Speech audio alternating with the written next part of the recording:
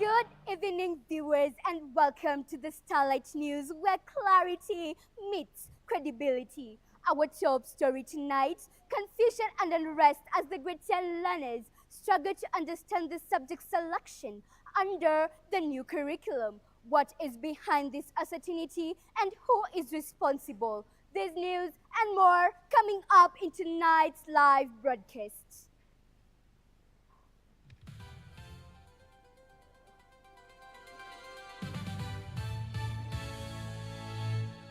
Welcome once again. Tonight, we turn our growing concern within the education sector. Confusion among the grade 10 learners and the parents over subject selection under the competency-based curriculum. Many learners are now pushing to abandon their subjects they were initially admitted for in favor of the STEM subjects, believing that it offers a better career opportunities in the future. But is STEM the only path to success? To shed light onto this issue, we go live to our senior reporter, Yasmin, who has been following up this development closely. Thank you, Juliet. I'm coming to you live from BD Senior School in Mombasa County, where the Cabinet Secretary, alongside education experts, has just addressed the media, teachers, and parents on the growing concerns surrounding subject selection among grade 10 learners. Indeed, tension has been rising in several secondary schools as parents and grade 10 learners question subject pathway allocated during the placement. Many learners initially admitted into humanities, creative arts, or social sciences are now demanding transfer into science, technology, engineering, and mathematics, popularly known as STEM. Parents argue that STEM subjects guarantee employment, prestige, and financial security, while learners fear being locked out for future opportunities if they remain in non-science pathway. However, the Cabinet Secretary for Education has moved to clarify the matter. Speaking earlier today, the Cabinet Secretary emphasized that CBC is designed to nurture diverse talents, not force all learners into a single academic direction. He stated that success is no longer defined solely by science subjects, but by skills, innovation, creativity, and competence. Yasmin, if you can hear me, allow me to cut you short for clarification.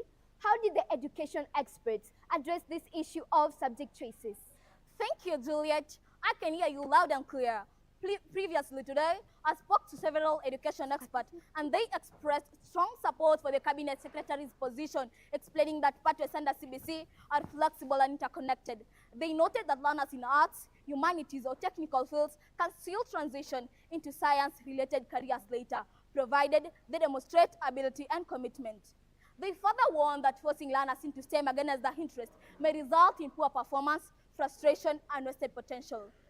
I'm now joined by Professor Fatima Hassan, an education policy expert on competency-based education implementation. Welcome, Professor Hassan, to Starlight Live. Thank you, Juliet. Professor, what is behind the confusion among grade 10 learners over subject selection? The confusion is largely systemic, driven by weak career guidance, parental pressure, and peer influence. So, what is the way forward?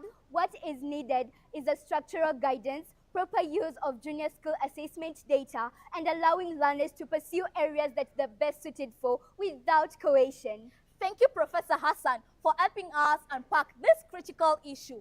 Important insights there. Now, as schools continue its career guidance session, education officials are urging parents to support learners in making informed choices based on talents, passion, and aptitude, not fear. I'm Yasmin Muhammad, reporting for the Starlight News, live from BD Senior School in Mombasa County. Back to you, Juliet. Thank you, Yasmin, for that extensive coverage. Many learners and parents have now been given a clear guidance on the way forward. Still on educational news,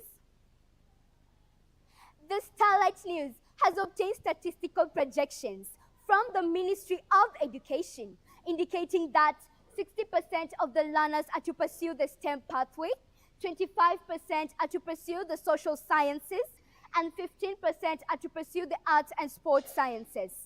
Well, viewers, that brings us to the end of this live broadcast. I have been your host, Juliet, and this is the Starlight News, where clarity meets credibility.